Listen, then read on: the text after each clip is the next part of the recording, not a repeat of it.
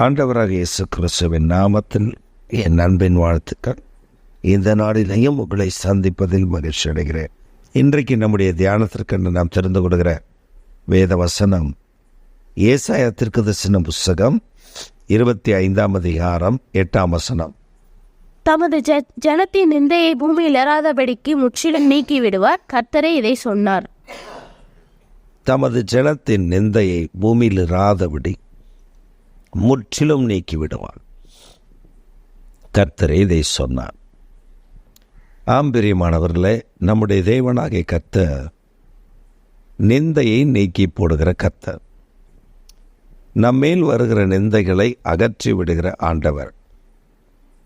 நம்மை நிந்தித்த நிந்தைகளை அவர் அறிந்திருக்கிறார். ஒரு சமயம் ஒரு மனிதர் ஒரு மலைக்கு, அதாவது பீகாரில் இருக்கிற ரோத்தாஸ் என்று சொல்லுகிற ஒரு பெரிய மலை, அந்த மலைக்கு ஊழியத்திற்கு புறப்பட்டு போகிறார். அது ஒரு மழைக்காலம். அவர் பகலிலே ரொம்ப மாலை நேரத்தில் தான் அவர் அந்த பிரயாணத்தை தொடங்குகிறார். அவருக்கு அந்த மலையை பற்றி தெரியாது, ஒரு புதிய மனிதர்.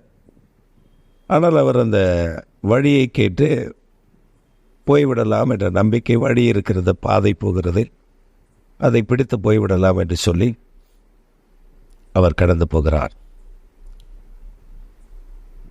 அவர் இயேசுவின் அன்பை சொல்லுகிற ஒரு தெய்வ மனிதனாய் இருந்தபடினாலே அவரை அந்த ஜனங்கள் ஏற்றுக்கொள்ளவில்லை, நிந்தித்தார்கள். அப்போ அந்த பாதையில் அவர் ஒரு மலைப்பாதையில் அவர் போய்கொண்டிருந்த பொழுது அந்த மலைப்பாதை 2ஆக பிரிகிறது. இவருக்கு இப்பொழுது ஒரே குழப்பம், வலதுபுறம் போகவா இடதுபுறம் போகவா? இவர் ஒரு பக்கத்தை தேர்ந்தெடுத்து அதில் போய்விட்டார். இவர் போய் அந்த ஊரை சேர்ந்து விட்டார். நல்ல இரவு.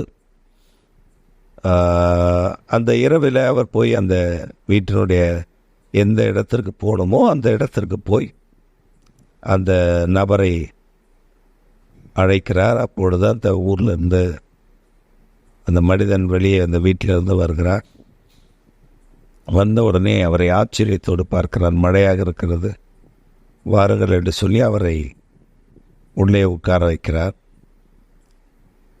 அவரை கேட்டான், எந்த வழியாக வந்தீர்கள் என்று.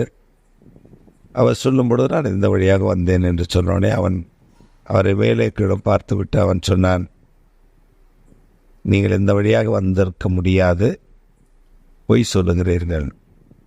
அப்பொழுது அவர் சொன்னார், இல்லை, நான் இந்த வழியாக தான் வந்தேன். சரி வாருங்கள் அப்படின்னு சொல்லி அந்த வழியாக அவன் அழைத்து சென்றான்.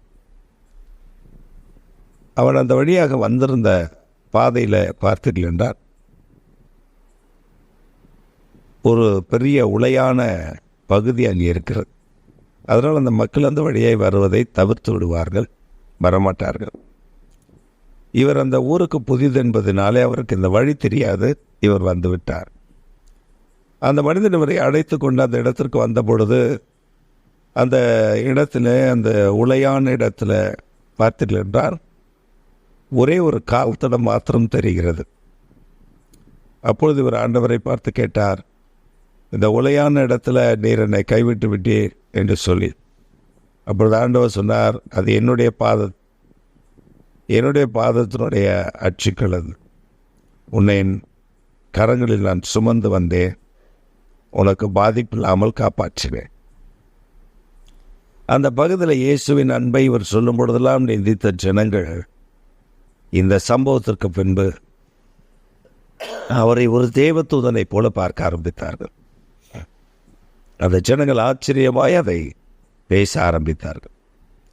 நிந்தையை மாற்றுகிற, பூமியில் இராதபடி நீக்கி போடுகிற கர்த்தர். உங்களை நிந்தித்த நிந்தைகளை ஒரு நாள் வரும், அன்று கர்த்தர் மாற்றி விடுவார். அன்று மாற்றி விடும் பொழுது அந்த ஜனங்களுக்கு நடுவில் மகிழ்ச்சி அடைந்து கர்த்தரை ஆராதிக்க ஆர்ப்பரிக்க ஆரம்பித்து விடுவீர்கள். இதைத்தான் உங்கள் வாழ்க்கையிலும் செய்ய போகிறார். எங்கள் சர்வ வல்லமுள்ள தேவனே, எங்கள் நித்திய பிதாவே, விசேஷமாக உடைய பிள்ளைகள் நிந்தையோடு, மற்றவர்கள் இவர் நிந்தித்த நிந்தை, அவமானம், வேதனை இதோடு வாழ்ந்து கொண்டிருக்கிறார். அதை அவள் நடுவில் இராதபடி எடுத்து போட்டு கர்த்தர் நீர் மேன்மையடைய பண்ணும்படி நாங்கள் செபிக்கிறோம். பிள்ளைகளை ஆசீர்வதிக்கிறேன். இரக்கம் பாராட்டு இயேசுவின் நாமத்தில் செபிக்கிறோம். ஜீவனுள்ள நல்ல பிதாவே. ஆமென், ஆமென்.